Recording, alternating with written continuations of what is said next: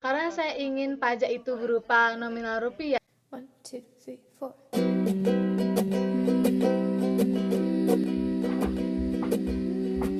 4. Om Swastiastu. Assalamualaikum warahmatullahi wabarakatuh. Halo semua, saya Lutfia Ramawati dari jurusan Pariwisata Politeknik Negeri Bali. Di sini, saya ingin membagikan beberapa rumus-rumus yang dapat digunakan di Microsoft Excel. Sebelum kita lanjut ke Microsoft Excel-nya, yuk tonton video ini sampai habis. Jangan lupa like video ini, subscribe, nyalakan lonceng notifikasinya agar pada saat saya mengupload video berikutnya kalian tidak terlewatkan. Dan jangan lupa share ke teman-teman kalian ya. Agar tidak berlama-lama lagi, yuk kita langsung ke videonya. Baik teman-teman, kita langsung saja menuju ke persoalannya. Pertama, di sini saya sudah memiliki soal untuk mencari sel yang harus kita isi nantinya. Dan bagaimana sih Excel yang akan kita buat? Jadi di sini saya sudah memiliki data mengenai laporan Hotel Indah Ceria dan beberapa informasi yang sudah diberikan ialah tanggal check-in, jam check-out, harga kamar, kelebihan jam check-out, kode, tanggal check-out, serta jam check-out. Di bawahnya juga sudah dituliskan keterangan untuk mempermudah kita pada saat menentukan rumus apa yang akan kita gunakan nanti. Dalam keterangan di sini ada nomor kamar, tipe kamar, nama menginap, kelebihan check out, harga kamar, untuk pajak, untuk diskon, serta total tentu.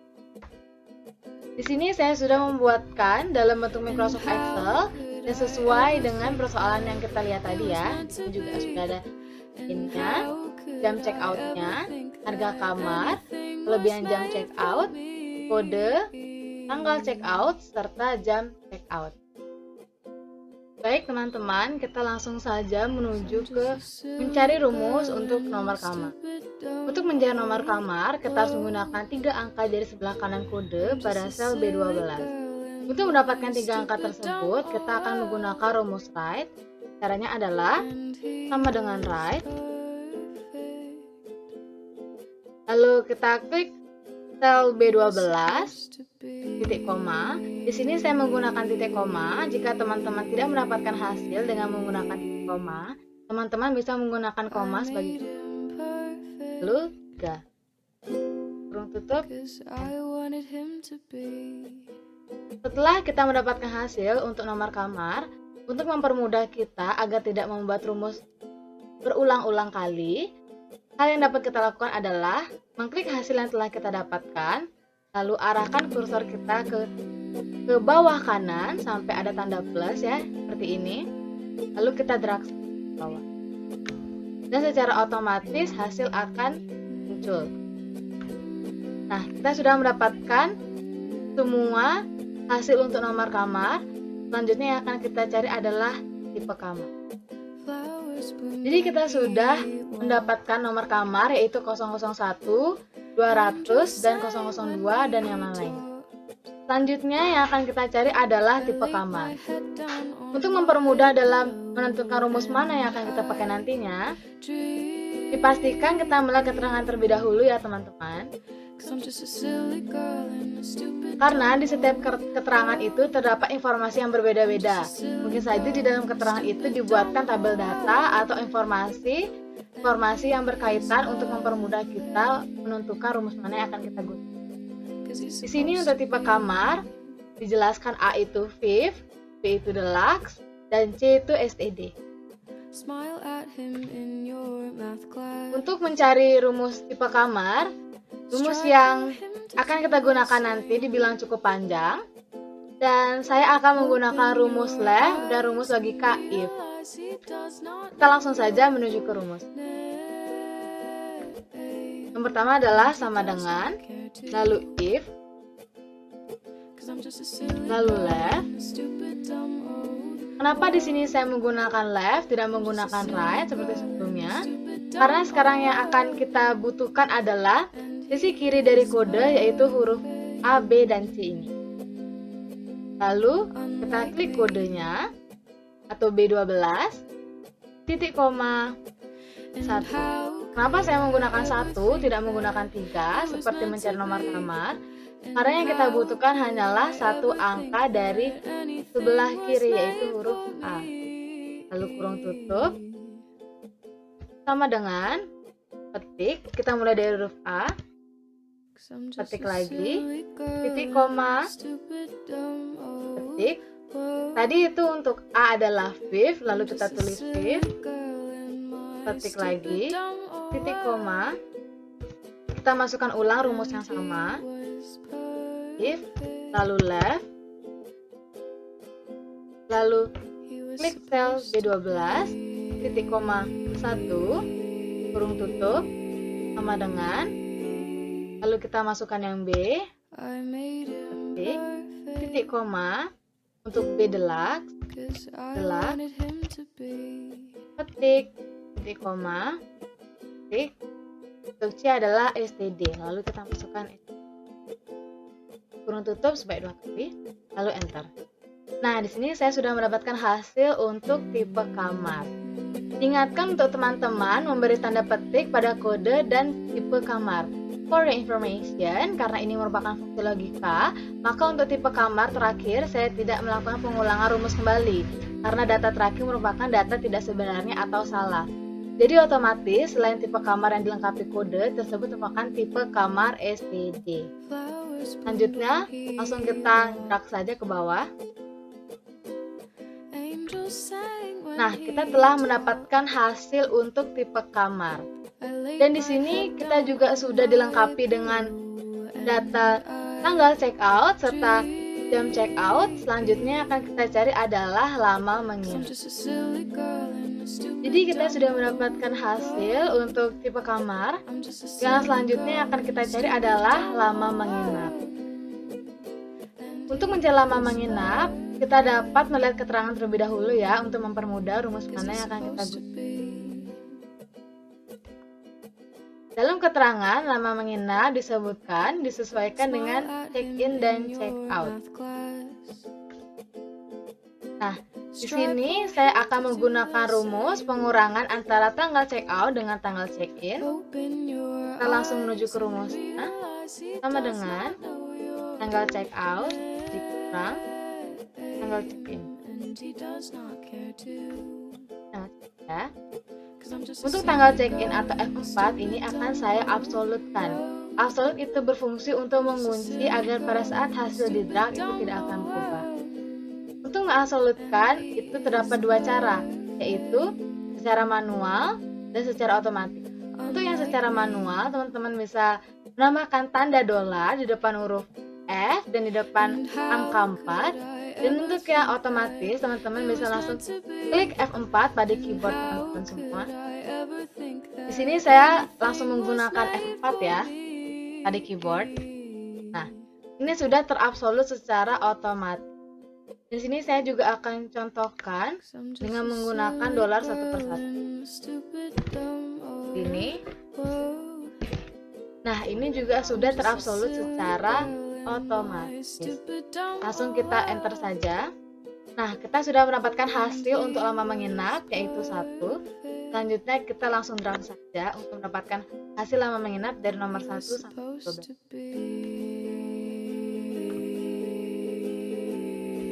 Setelah kita mendapatkan hasil untuk lama menginap, selanjutnya akan kita cari adalah kelebihan check out. Selanjutnya akan kita cari adalah kelebihan check out. Sebelum menentukan rumus mana yang akan kita gunakan dalam menentukan hasil untuk kelebihan check out, pastikan kita melihat keterangan terlebih dahulu. Nah, di dalam keterangan disebutkan kelebihan check out disesuaikan dengan jam check out. Untuk rumus yang akan saya gunakan adalah jam check out yang ada pada F12 akan saya kurangi dengan jam check out yang ada di F5. Untuk F5 ini akan saya absolutkan. Setelah itu akan saya kalikan dengan 24. Setelah saya kalikan dengan 24, lalu saya akan kalikan lagi dengan F7, yaitu kelebihan jam check out yang 75.000 ya. Kita langsung saja sama dengan kita kurung buka, lalu jam check out atau F12 kita kurangi dengan jam check out yang F5 ini kita absolutkan dan menggunakan F4 pada keyboard pada saat mengabsolutkan.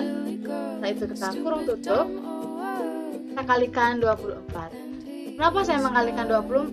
Karena kita menggunakan hitungan jam, maka saya mengkalikan 24, yaitu 1 hari sama dengan 24 jam. Setelah itu saya kalikan lagi dengan kelebihan jam check out atau F7. F7 ini akan saya absolutkan ya lagi. Nah, jadi teman-teman diingatkan buat kalian semua, pada saat memasukkan rumus diingatkan untuk membuat absolut ya setiap kalian memasukkan rumus yang ada di atas ini. Seperti saya ini. Jadi itu sangat banget berpengaruh pada saat kalian menentukan hasil nanti. Kita klik enter dan kita mendapatkan hasil yaitu 75.000. Langsung kita drag saja ke bawah.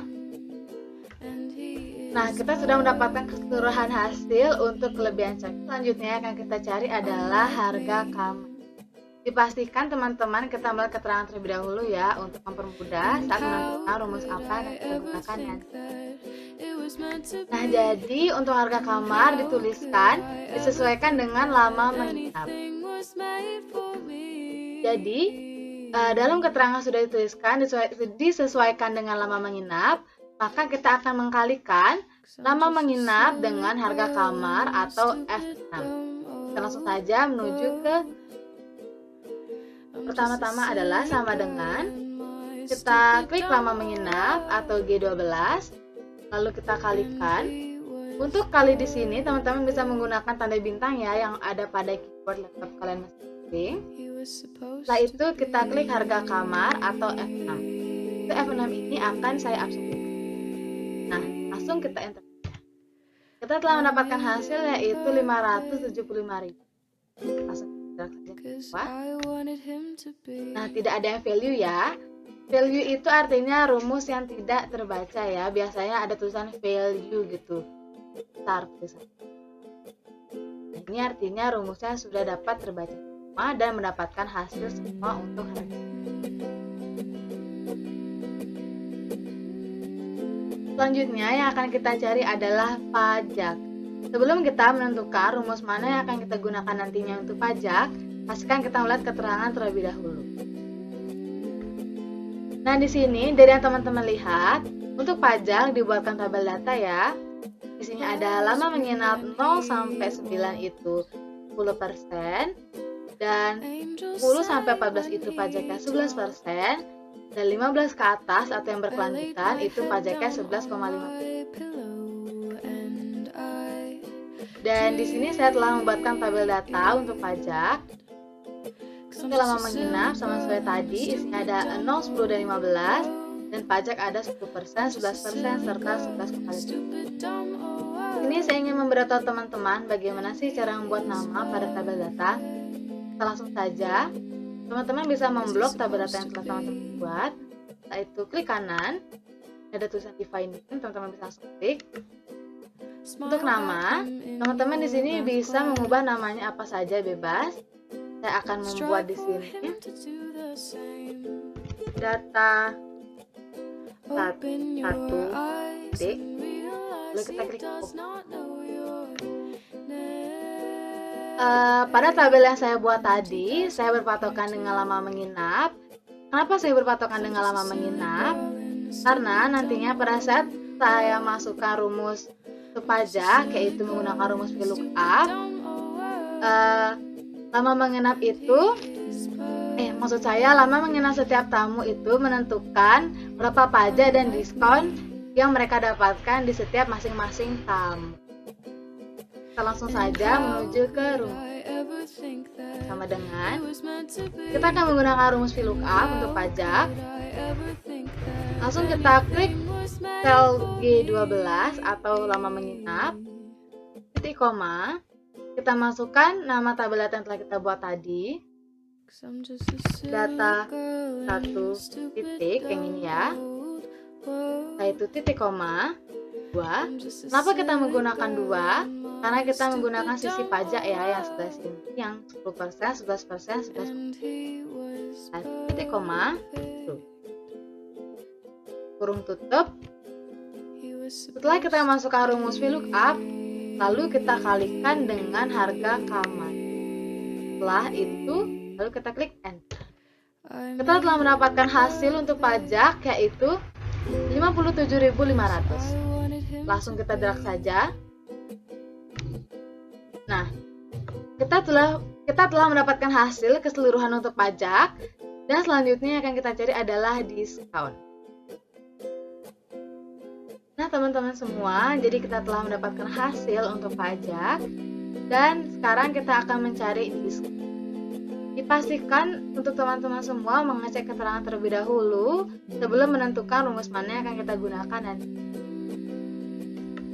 Di sini untuk diskon dibuatkan tabel data juga sama seperti pajak, yang membedakan hanyalah isi. Di sini untuk lama menginap ada 0 sampai 4 itu diskonnya 1%, dan 5 sampai 9 itu diskonnya 2%, dan 10 sampai ke atas atau yang berkelanjutan itu diskonnya 3%. Nah, di sini saya juga telah membuatkan tabel data ya teman-teman. Dipastikan untuk teman-teman tidak lupa membuat nama pada tabel data. Dan dipastikan juga teman-teman telah menyocokkan tabel data yang teman-teman buat dengan tabel data yang telah kita lihat di keterangan. Sekarang kita akan membuat nama tabel data. Kita blok, lalu klik kanan define name. Sini saya akan masukkan data 2 titik, lalu kita klik OK. Untuk rumus yang akan saya gunakan untuk diskon adalah VLOOKUP dengan menyesuaikan lama menginap dengan kode diskon. Saja VLOOKUP, kita klik lama menginap, titik koma, kita masukkan nama tabel data yang telah kita buat, data 2 titik, kita klik, lalu titik koma 2. Kenapa 2? Kita menggunakan sisi diskon yang sebelah sini yaitu 1%, 2%, dan 3%. Dan itu titik koma. Dan akan kita kalikan lagi dengan harga kamar. Lalu kita klik enter. Baik teman-teman, kita telah mendapatkan hasil untuk diskon. Kita drag saja. Dan yang selanjutnya kita akan cari adalah total. Nah teman-teman semua, kita telah berada di ujung rumus yaitu total hasil dari keseluruhan sel yang telah kita buat tadi dengan rumus Y. Dan sebelum kita menentukan rumus mana yang akan kita gunakan untuk mencari total, pastikan kita melihat keterangan terlebih dahulu. Di sini dalam keterangan dituliskan total adalah jumlah kelebihan check out, harga kamar, pajak, dan dikurangi diskon. Nah, rumus yang akan saya gunakan nantinya dalam mencari hasil untuk pajak adalah kelebihan check out akan saya tambahkan dengan harga kamar, lalu saya akan tambah dengan pajak, lalu saya akan kurangi diskon. Langsung saja ke rumusnya. Sama dengan kelebihan check out atau H12, kita tambah harga kamar, kita tambah pajak, lalu kita kurangi diskon. Seperti ini ya. Kelebihan check out atau H12, kita tambah harga kamar atau I12, lalu kita tambah pajak atau J12, lalu kita kurangi diskon atau K12. Setelah itu kita enter. Nah, kita telah mendapatkan hasil untuk pajak. Setelah itu kita drag saja. Nah, di sini kita telah mendapatkan semua hasil untuk total, dan sekarang kita lihat dari yang telah kita buat tadi tidak ada satupun sel yang value ya. Value itu artinya sel yang tidak terbaca. Dan bagaimana sih bentuk value itu? Biasanya bentuk value itu terdapat di salah satu sel di sini atau dimanapun nantinya. Dia itu tulisannya besar ya, value seperti itu. Itu artinya rumus kalian tidak terbaca. Dan bagaimana cara menghilangkan value itu? Kalian cukup mengulang rumus yang telah kita buat tadi di sel yang terdapat value-nya. Berikut merupakan keseluruhan hasil yang telah kita dapatkan mengenai laporan Hotel Indah Ceria. Dan di sini saya akan memaparkan beberapa catatan mengenai rumus yang saya gunakan tadi. Yang pertama itu ada tanda sama dengan. Tanda sama dengan merupakan tanda awal dari penulisan formula yang mutlak harus dituliskan jika Anda hendak menggunakan formula apapun. Tanda ini juga bisa digunakan sebagai rujukan ke data pada lokasi lain. Sebagai contoh, misalkan yang saya gunakan tadi pada saat membuat rumus tipe kamu. Ini ya teman-teman. Lalu selanjutnya ada tanda kurung. Tanda kurung digunakan untuk memisahkan bagian-bagian yang dianggap perlu dalam suatu formula. Menggunakan tanda ini secara garis besar sama dengan menggunakan dalam operasi matematika biasa. Tentunya agar perhitungan menjadi lebih mudah untuk dibaca dan dianalisa.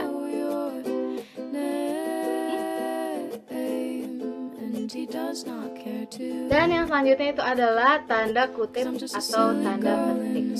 Tanda kutip atau tanda petik digunakan jika Anda hendak menggunakan isi atau data pada sebuah sel untuk digunakan pada formula. Ini ya teman-teman. Dan yang selanjutnya adalah absolute. Jadi teman-teman kita punya dua cara ya pada saat menyelesaikan absolut pada rumus, yaitu cara manual dan cara otomatis. Cara manual teman-teman bisa menambahkan tanda dolar di depan huruf dan di depan angka. Dan untuk yang cara otomatis teman-teman bisa langsung klik F4 pada keyboard laptop kalian masing-masing. Selanjutnya, absolute itu berfungsi untuk mengunci sel pada formula agar hasil tidak berubah. Dan yang selanjutnya adalah tabel data. Tabel data berfungsi untuk mempermudah dalam mengolah dan menganalisa data yang Anda miliki, seperti untuk melakukan aktivitas pengurutan sort, memfilter, mempercantik tampilan, serta mempermudah dalam penulisan, serta saat menggunakan rumus pada Excel. Terus kita juga punya tanda bintang yang ada di keyboard teman-teman masing-masing. Itu bisa diartikan tanda kali ya di Microsoft Excel. Dan yang terakhir saya ingin memberitahu satu rumus, yaitu adalah rumus date. Rumus date digunakan saat memasukkan tanggal dengan urutan yang sesuai, yaitu sama dengan date, lalu kurung buka tahun, titik koma tanggal, titik koma maksud saya tahun, titik koma bulan, titik koma tanggal. Baik teman-teman semua, cukup sekian video yang dapat saya berikan tentang Microsoft Excel. Jika ada kesalahan maupun kekurangan, saya mohon maaf sebesar-besarnya. Terima kasih atas perhatian teman-teman semua telah menonton video ini dari awal hingga akhir. Semoga video yang saya berikan dapat bermanfaat untuk teman-teman semua, dan teman-teman dapat mencontohnya di rumah dan mencobanya. Oke teman-teman semua, sampai jumpa di video berikutnya. Patuhi protokol kesehatan, stay safe, and have a great day. Bye. Kalian ada pertanyaan, kalian bisa langsung komen aja di bawah, dan jangan lupa pakai masker. 'Cause you're supposed to be